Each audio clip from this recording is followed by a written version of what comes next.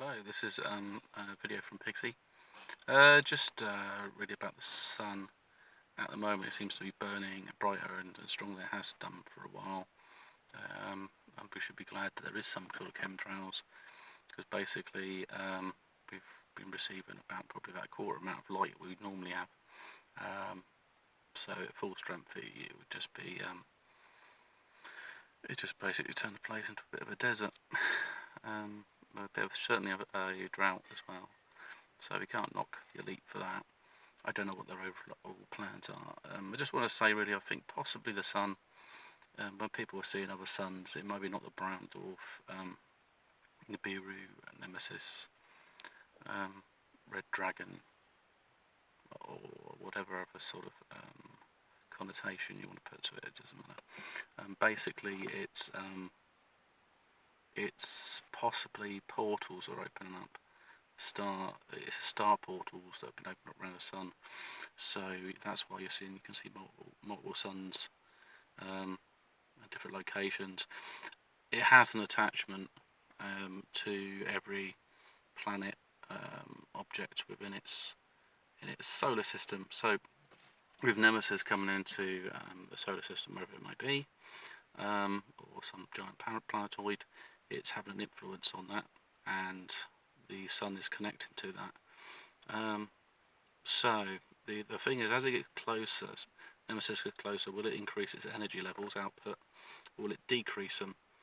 It's difficult to say at this stage of the game, but the portal was a part of that connection it has with other suns and other planets as well. I did say about this feel like sort of like this is in the sci-fi world maybe, or ET stuff or whatever, or sort of extraterrestrial stuff, is that I talked about hypergates and stargates. Stargate uses from star to star, where hypergates is between planet to planet, and this is the energy field, almost like the circuit between these planets. So when a planet lines up with another planet, it's got this kind of like gravity well connection between the two of them, and that's used to jump between system to system. So that's of interest. I did pick up any fans or anybody that's into sort of this reptilian stuff. It's originally migrated using meteorites, so they weren't necessarily using the high technology that people might believe. I think in the early days, it's that more superior races intellectually use brute strength. No different than the humans. We would employ particular types of thing. It's like that we use probably machines in the future, robots and stuff like that, for domination. Other interesting stuff is stuff that's been raised about giants, giants in the Arctic, giants.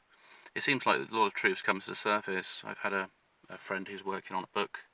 He wanted to work on a book using sort of giants and mythology and so on.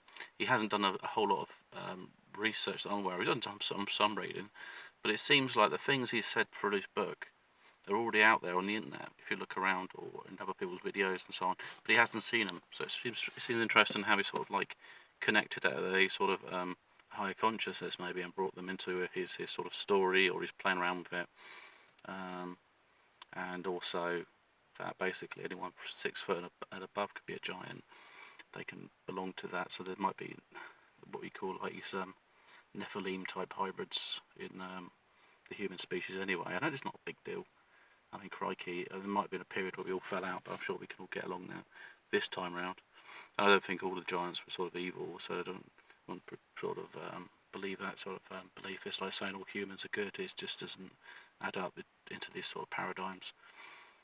But some human races might claim to be more pure human as they see it, so it depends on sort of the outtake of that. So yeah. Anyway, this is Pixie signing off, and speak to you soon.